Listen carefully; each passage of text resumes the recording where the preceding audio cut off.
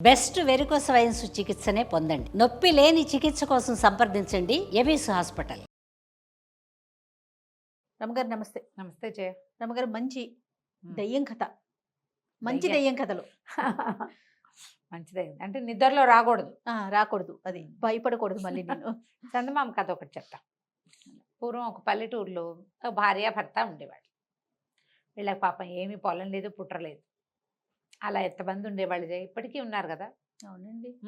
ఏదో ఇల్లు వాకిలి లేకుండా ఏదో పెళ్ళిళ్ళు చేసుకుంటారు, ఎట్లా కొట్లా ఎవరింట్లోనూ ఉంటారు, ఏదో పని చేసుకుంటే ఉండేవాళ్ళు. ఇప్పటికీ ఎన్ని వేల లక్షల మంది ఉండుంటారో. అవును అవును. ఏమీ లేని వాళ్ళు. కాకపోతే ఆ ఊళ్ళో పొలం పుట్ర లేని వాళ్ళు వీళ్ళు ఒక్కళ్ళే. ఓ, అందరికీ ఎంతో కొంత కొడ్ర ఏదో ఒకటి 4 మొక్కలు వేసుకుని 2 కాయలు కోసుకునేందుకు అవకాశం ఉంది అందరికీ. వీళ్ళకి పాపం ఏం లేదు. వాళ్ళ తోటలో, వీళ్ళ దొడ్లో, వాళ్ళ పొలంలో, వీళ్ళ వాకిట్లో పనులు చేసుకుంటూ ఉండేవాళ్ళు.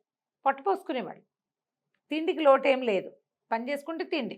ఓకే. రెక్కాడితే కానీ డొక్కాడదు అనమాట. సరే, మన చేలో ఉంది, సంవత్సరం తిరిగేసరికి ఓ 10 బస్తాలు వస్తాయి, ఆ ఆశ లేదు పాపం వీళ్ళకి. ఏదైనా పొలం పుట్ర ఏర్పరచుకోవాలని కోరిక. సరే, ఏం చేస్తారు, అలాగే బాధపడుతూ ఉండేవాళ్ళు. ఓసారి ఒక పక్క పొలంలో, పక్క ఊళ్ళో ఉన్న పొలంలో మన నూర్పిళ్ళు అయితే సాయానికి రమ్మన్నారు. భార్య భర్త వెళ్ళారు. వెళ్ళాక ఏమైంది, వీళ్ళిద్దరు వెళ్ళేసరికల్లా ఇద్దరు కలిసి 4 మనుషులు పనిచేశారు. వాళ్ళు ఏం చేశారు, నూర్పిళ్లల్లో కళ్ళాలు నూర్చేటప్పుడు ఇట్లా ఇలా పైనుంచి ఏమంటారు, తూర్పారబట్టడం అంటారు. పైకి కుప్ప మీద ఎక్కి పై నుంచుని ఆ చేటతోటి ఇట్లా ఇట్లా అంటే ధూళెంతా పోయి ఒడ్డు రాసి కింద పడుతుంది. అవును. ఈ ఎగిరిపోయినవన్నీ ఏమన్నారు వాళ్ళు, మామూలుగా మేము అవన్నీ ఏరుకుంటాము, పాపం మీరు ఇంత పని చేశారు కదా, ధాన్యం మేము పట్టుకెళ్ళిపోతాం, అవన్నీ చక్కగా పరిగ ఏరుకోవటం అంటారు దాన్ని. చుట్టూ అట్లా అట్లా రాలి పడతాయి, పరిగంతా మీరే ఏరుకోండి, 2 రోజులు కష్టపడి ఏరుకోండి, ఈ ఒడ్డు చాలా మంచిది, మంచి తీపి పెద్ద గింజలు అవి. సరే, రోజు కూలి ఇచ్చారు, పరిగేరుకునే పని పెట్టుకున్నారు వీళ్ళు. 2 రోజులు ఏరితే బాగా అన్ని ధాన్యం వచ్చింది. ఇంటికి వెళ్ళాక దంపితే అది ఎంత తీయటి గింజో, ఎంతో బాగుంది. ఆరబోసుకున్నారు. సరే, 10 రోజులు తిండికి వస్తాయి కదా. ఏమంది భార్య, ఏమయ్యా ఇప్పటిదాకా ఏనాడు మనకి ఏ రోజు తిండి ఆ రోజు తప్ప, 10 రోజులు ఉంచుకునే తిండి ఒక్కనాడు రాలా, ఫస్ట్ టైం వచ్చింది. మరి ఈ ధాన్యాన్ని ఏదైనా తెలివిగా వాడుకుందాం అంటే, సరే ఏమన్నాడు, సరే అయితే దంపేసి చెరిగి శుభ్రంగా మూట కట్టి పెట్టన్నాడు. మూట కట్టించుకున్నాడు. ఆ ఊరి కరణం గారికి బాగా చుట్టాలు వచ్చే లక్షణం ఎక్కువ. చుట్టాలు వచ్చేవాళ్ళు. ఇవి చుట్టాలు వస్తే ఏమిటి, ఎప్పటికప్పుడు వంటలు తంటలు చేయొద్దు. పోయి కరణం గారి వాకిట్లోకి వెళ్ళాడు, ఈ మూట కట్టుకున్న ధాన్యం తీసుకుని. బాబు, మరి నాకేమీ పొలం పుట్టలేదండి, ఏదైనా పని ఇప్పించండి అని అడిగాడు. అడిగితే, అటగే లేరా, పనులు ఏమైనా వచ్చినప్పుడు చూస్తానన్నాడు. ఆయన ఏదో ఇంట్లో నుంచి అంత ఊరగాయ పెట్టించాడు. పోనీ వారు ఏమి దిక్కులేని వాళ్ళు కదా. సరే, దొడ్లో కొబ్బరికాయలు ఉన్నాయి కోస్తావా, మామిడికాయలు ఉన్నాయి కోస్తావా అంటే, రూపాయి తీసుకోకుండా వాళ్ళ దొడ్లోంచి చుట్టాలు వస్తారు కాబట్టి కొబ్బరికాయలు దించి, కొబ్బరికాయలు పీచులు తీసిపెట్టి, వాకిలు కొంచెం శుభ్రం చేసి పెట్టి, బాబు మాకు పక్క ఊళ్ళో ధాన్యం వచ్చాయండి, చాలా బాగున్నాయి, పెద్ద గింజ, బాపనోళ్ళు మీరు తింటే మాకు మంచిది అని చెప్పి ఆ తెచ్చిన మూట ఒడ్లు బియ్యం అక్కడ పోసి వచ్చాడు. వాళ్ళు ఏవో ఓ కొబ్బరికాయ ఓ మామిడికాయ ఇచ్చారు. వీడిచ్చిన బియ్యం ఎక్కువ వాటికంటే. పని చేశాడు కదా. ఆ సాయంకాలం చుట్టాలు ఎవరో వస్తే ఆవిడేం చేసింది, కొత్త బియ్యం, ఈ బియ్యం బాగున్నాయని, కొత్తవంటే చూడడానికి బాగుంది, ఆ బియ్యంతో పాయసం చేసింది. ఎంత గుమగుమలాడుతుందో పాయసం. కొత్త బియ్యపు పాయసం చాలా రుచిగా ఉంటుంది, శుద్ధ అవుతుంది. కొత్త బియ్యంతో పులిహారలు చేసుకో, అవును, ముద్ద ముద్దగా అయిపోతుంది. కొత్త బియ్యంతో పాయసము, పొంగలి, కొత్త బియ్యపు అరిసెలు అవి బాగుంటాయి. ఇంకా కాసిన బియ్యం ఉంటే నానబోసి మర్నాడు పొద్దున పిండి కొట్టి అరిసెలు చేయడానికి పెట్టుకున్నారు. అరిసెలు ఎంత వాసన, అసలు గింజే మంచి గుమగుమలాడే గింజ. చాలా సంతోషించారు. వీడి వల్ల పెళ్లి సంబంధం కుదిరింది వాళ్ళకి. ఆ మర్నాడు వచ్చిన చుట్టాలు అరిసెలు తిని ఏదో మంచి పెళ్లి సంబంధం చెప్పారు. పిల్లకి పెళ్లి సెటిల్ అయిపోయింది. ఓహో, వాడెవడో వాడు తెచ్చిచ్చాడు. ఇది పక్క ఊళ్ళో బియ్యము, మనకంతట మన ఇంటికి ఎటా వస్తుంది ఆ వస్తువు. ఈ వస్తువు వచ్చిన వేళ పిల్లకి పెళ్లి కుదిరింది కాబట్టి వాడికి ఏమైనా చెయ్యండి, వాడికి ఏమైనా చెయ్యండి అని భార్య శతపోరేసింది. సరే, పెళ్లి పనులకు సాయం వచ్చిన ఈ పాలేరు కుర్రాడికి ఈయన ఏమన్నాడంటే, కర్ణం గారు, ఏరా అబ్బి బోళ్ళంత కష్టపడుతున్నావు, మరి మన ఊరి చివర 4 ఎకరాల బంజరు భూమి ఉంది, ఏదైనా చేసుకో, ఆ చేలోకి ఎవ్వరు రారు, ఆ స్థలం అట్లా పోరం పోకు, అదట్లా ఉండిపోయింది, ఎవరి పేరు లేదు, నువ్వు చేసుకో, గ్రామానికి ఇంతనివ్వు, బాగుంది. నువ్వే వాడుకో, నువ్వు సాగు చేసుకోమన్నారు. అనగానే విడిపోయి ఆ మొగుడు పెళ్ళాం సంతోషించి ఓ రోజు బయట కూలికి వెళ్ళినా అదంతా రాయి రప్ప కొండ మెట్ట ఉంటే అంతా చదును చేసి సరి చేసుకున్నారు.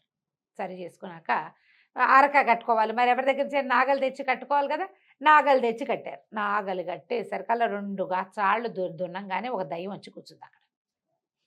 మీరెవరు ఇక్కడికి వచ్చారు, ఎన్నాళ్ళ నుంచో ఇక్కడికి ఎవ్వరూ రారని ఇక్కడున్న కంప మిట్ట పట్టుకుని వేళ్లాడుతూ నేను ఇక్కడ హాయిగా ఉన్నాను ప్రశాంతంగా, 4 ఎకరాల భూమి, మీరు తెల్లవారేసరికి నిన్ను వదిలించి పని చేస్తుంటే ఏదో చేస్తున్నారనుకున్నా, ఇప్పుడు వచ్చి దున్నితే ఇంకేముంది, ఇక పంటలు మొదలు పెడతారు, జనాలు వచ్చేస్తారు, నాకు ఫ్రీడమ్ ఉండదు, నాకు నిద్ర ఉండదు, నన్ను డిస్టర్బ్ చేస్తారు, నువ్వు అరకు కట్టేసరికల్లా నాకు డిస్టర్బెన్స్ వచ్చేసింది, పోండి అనేసరికల్లా బతిమలాడారు మొగుడు పెళ్ళాం ఇద్దరు. మా అమ్మ బాబాబు మాకు అసలు ఏమీ లేదు, కరణం గారు పుణ్యాత్ముడు ఇది ఇచ్చాడు, మరి సాగు చేసుకోనివ్వు, నీకేం కావాలంటే అది వేస్తాం, ఏం కావాలో అడుగు, కోడిందేమన్నావా మేకందేమన్నావా అన్నారు. చిచ్చి కోళ్ళు మేకలు నేనేం చేసుకుంటున్నాను, సరే పంట అంటున్నారు కదా అదే వెయ్యండి, ఏం పండినా పైదంతా నాకు అని చెప్పింది. సరే వీళ్ళు ఏం చేశారు ఆలోచించుకుని 4 ఎకరాలు దున్నారు, వేరుశనగ వేశారు. వేరుశనగ వేసి పంట చక్క పైరు బాగా రాగానే పైదంతా పసుపచ్చగా పండిపోతుంది కదా, రోజు వచ్చి చూసేది దెయ్యం. ముందంతా చెట్లు వచ్చాయి, తర్వాత ఇట్లా వికసించినట్టు కనపడుతుంది, అది పువ్వో కాయో దానికేం తెలుసు, ఆ పండిన వేరుశనగ ఏమవుతుంది, ముందు చక్క మొక్క వస్తుంది, కింద గింజలు ఊరాక పై మొక్క వాడిపోతుంది కదా, రంగు మారిపోతుంది. సరే మొత్తం అంతా కట్ చేసేసారు, ఇదిగో నీకు కావాల్సిందని ఒక కుప్ప పోసారు. అదంతా కుప్ప చూసింది, చూస్తే ఏం చేయాలో తెలియలే, అడిగింది, అది మొత్తం జవురుకుని పట్టుపోయింది. ఆ దయ్యం అటు వెళ్ళిపోగానే చీకటి మాటన వీళ్ళు ఏం చేశారు, పొలం అంతా తిరగదోడి కింద ఉన్న వేరుశనగకాయ అంతా ఇంటికి చేర్చుకున్నారు. ఓకే, అది ఫ్రెష్ పొలం, ఎన్నేళ్లుగానో సాగు లేకుండా ఉంది, వర్జిన్ ల్యాండ్స్ అంటుంటారు మన వాళ్ళు కదా, అసలు కొత్త భూమి, కొత్త మట్టి, చక్కగా వచ్చినాయి, ఒక్కో కాయలో 4-5 గింజలు చొప్పున వచ్చినాయి. రైట్, అక్కడి నుంచి మొత్తం తవ్వుకున్నారు, బాగానే ఉంది. మళ్ళీ 6 నెలలు గడిచేసరికి కొత్త పంట వేస్తారు కదా, వీళ్ళు మళ్ళీ దున్నబోయారు. దున్నబోతే ఈసారి వచ్చింది మళ్ళీ, ఏంటో తెలివితేటలు చూపిస్తున్నారు, ఈసారి కిందవన్నీ నావి అని చెప్పింది. బాగానే ఉంది. రెండోసారి ఏం చేశారు, మొక్కజొన్న వేశారు. మళ్ళీ వచ్చింది, చూస్తోంది, చెట్టేటా వచ్చింది, చూస్తుంటే పచ్చగా పైరు బాగా అందంగా, మొక్కజొన్న మొక్కలు ఎంత బాగుంటాయో, నిన్నో రకంగా ఉంటుంది, ఇవాళ రకంగా ఉంటుంది, రేపు ఇంకో రకంగా ఉంటుంది, దాని అందమే అందం. చూశారు, వచ్చారు, చూశారు, వచ్చింది, చూసింది, ప్రతిరోజు చూస్తోంది. సరే తర్వాత ఏమైంది, తలకాయలు విరిచి తీసుకున్నారు, మిగిలిందంతా నువ్వే పుచ్చుకో అని చెప్పారు.